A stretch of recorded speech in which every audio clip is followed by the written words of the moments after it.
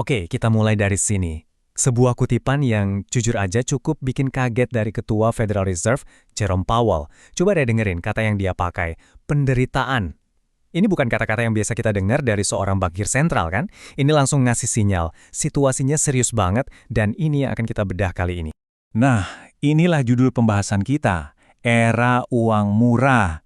Kita akan coba telusuri bareng-bareng perjalanan panjang selama lebih dari 1 dekade yang membawa kita ke titik ekonomi sekarang ini. Sebuah era di mana uang itu rasanya, ya, hampir gratis. Tapi pertanyaannya kan, gimana ceritanya kita bisa sampai ke titik di mana solusi yang ditawarkan itu justru penderitaan? Ini dia pertanyaan utamanya. Gimana bisa setelah bertahun-tahun stimulus digelontorkan, obatnya malah dibilang bakal menyakitkan. Ceritanya panjang dan penuh lika-liku nih. Oke, kita mulai dari tahun 2022, di Jackson Hole. Waktu itu, pasar tuh lagi berharap banget dapat kabar baik, kabar yang menenangkan. Tapi yang keluar dari mulut Ketua The Fed Jerome Powell malah sebaliknya. Dia justru menjanjikan satu hal, penderitaan. Pesennya tuh singkat, padat, dan sangat jelas. Ngelawan inflasi ini bakal sakit dan nggak ada jalan pintas yang gampang. Nah, untuk bener-bener ngerti kenapa penderitaan jadi pilihan sekarang, kita harus putar waktu dulu.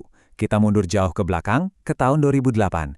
Karena disinilah semuanya bermula, saat sebuah perbaikan darurat harus dilakukan. Tahun 2008 itu situasinya benar-benar gawat. Serius, ini bukan main-main. Bank-bank itu sampai berhenti saling pinjam-meminjamkan uang. Pasar kredit macet total. Ada ketakutan nyata kalau seluruh sistem keuangan global bisa runtuh. Para pejabat waktu itu menggambarkannya seolah-olah kita lagi berdiri di tepi jurang. Oke, dalam kondisi darurat kayak gitu, The Fed ngelakuin sesuatu yang radikal banget. Namanya quantitative easing, atau biasa disingkat QE. Coba bayangin deh, The Fed itu pada dasarnya mencetak uang digital dari udara tipis, terus disuntikin ke bank-bank. Salah satu sumber bahkan bilang ini tuh hampir kayak sihir. Tapi penting banget buat dicatat ya, tujuan awalnya QE ini murni sebagai tindakan darurat. Idenya simpel, kasih uang tunai ke bank biar mereka pede lagi buat ngasih pinjaman ke bisnis dan masyarakat. Itulah yang kita sebut ekonomi real. Tujuannya buat mencegah depresi besar-besaran. Ini sama sekali nggak pernah dimaksudkan jadi kebijakan permanen. Tapi ya gitu, apa yang dimulai sebagai obat darurat lama-lama malah jadi candu. Solusi sementara ini akhirnya jadi kebiasaan selama 1 dekade penuh. Dan tentu saja ada konsekuensi yang nggak pernah diperkirakan sebelumnya. Dan disinilah kita lihat efek samping besarnya yang pertama. Uang dari QE itu ternyata sebagian besar nggak sampai ke masyarakat umum dalam bentuk pinjaman. Malah bank-bank mikir, wah, ngapain susah-susah ngasih pinjaman? Mending uang gratis ini kita puterin aja di pasar saham. Hasilnya, ekonomi real jalannya lambat, tapi Wall Street melesat gila-gila. Kenyataan ini akhirnya melahirkan mantra baru di Wall Street. Jangan pernah melawan The Fed. Kenapa? Karena investor tahu, The Fed punya mesin cetak uang yang siap kapan aja. Ini kayak jaring pengaman raksasa di bawah pasar. Akibatnya, kita lihat kenaikan pasar saham terpanjang dalam sejarah, yang sering disebut para kritikus sebagai sugar high. Manis, tapi karena stimulan buatan, bukan karena ekonomi yang sehat. Nah, bukti kalau pasar udah kecanduan parah itu kelihatan jelas di tahun 2013. Waktu itu, Ketua The Fed Ben Bernanke baru ngasih sinyal, baru kode-kode doang loh, kalau mereka mungkin bakal ngurangin sedikit suntikan dana ini. Reaksi pasar, panik total. Mereka ngamuk jual saham besar-besaran sampai The Fed harus narik omongannya lagi. Ini sinyal yang jelas banget, pasar udah nggak bisa hidup tanpa uang murah. Efek samping besar yang kedua, ketimpangan kekayaan yang meledak. Gini logikanya, sebagian besar saham dan aset keuangan itu kan dimiliki oleh orang-orang kaya. Jadi, kebijakan yang bikin harga aset naik gila-gilaan ini ya otomatis bikin jurang antara si kaya dan si miskin makin dalam. Ekonom pemenang Nobel, Joseph Stiglitz, bilang QE ini kayak nyuntikin steroid ke masalah ketimpangan. Dan bukannya pakai utang murah ini buat investasi ke karyawan atau bangun pabrik baru, banyak perusahaan besar malah ngelakuin hal lain.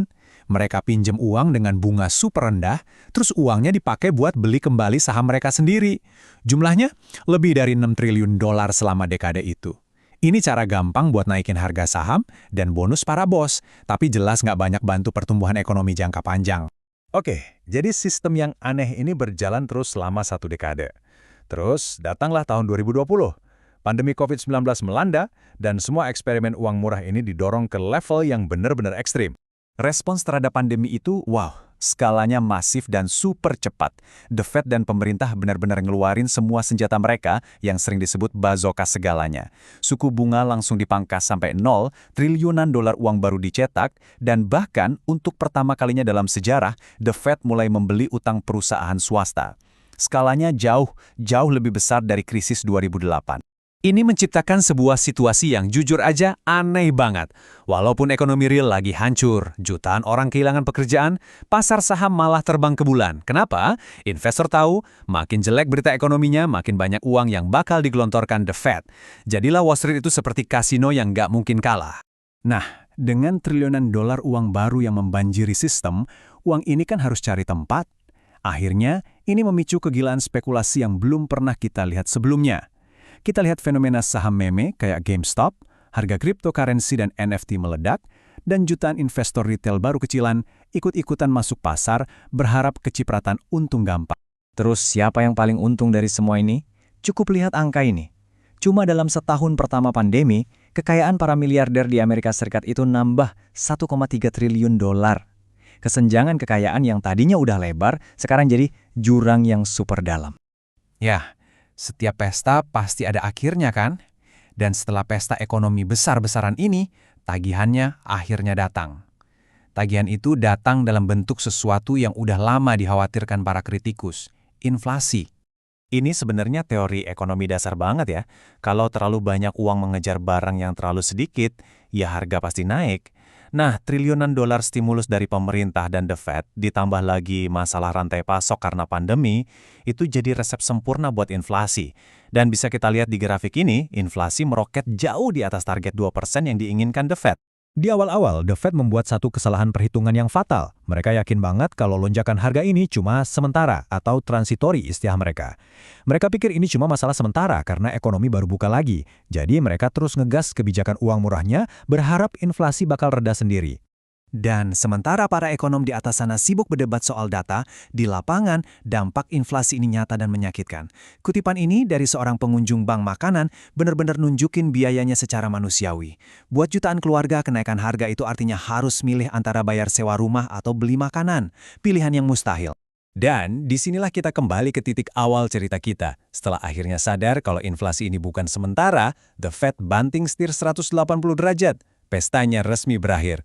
Dan obatnya, seperti kata Powell, adalah penderitaan. Setelah mereka akhirnya memensiunkan kata sementara, The Fed langsung injak rem sekencang-kencangnya.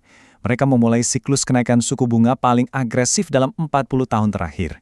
Lihat aja grafik ini, kelihatan banget kan seberapa cepat dan drastisnya perubahan kebijakan itu.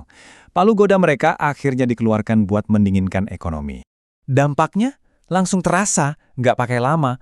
Aset-aset yang paling berpesta pora selama era uang murah, ya mereka juga yang pertama kali kena hantaman. Pasar saham anjlok, pasar kripto ambruk yang disebut musim dingin kripto, dan pasar perumahan yang tadinya panas membara, tiba-tiba beku karena suku bunga KPR meroket. Ini semua membawa kita ke pertanyaan terakhir. Investor legendaris Warren Buffett pernah bilang, kita baru tahu siapa yang berenang telanjang saat air laut surut. Nah, selama lebih dari 1 dekade, gelombang pasang dari uang murah ini udah menutupi banyak sekali risiko di dalam sistem. Sekarang, airnya surut dengan sangat cepat. Pertanyaannya, risiko tersembunyi apa lagi yang bakal terungkap?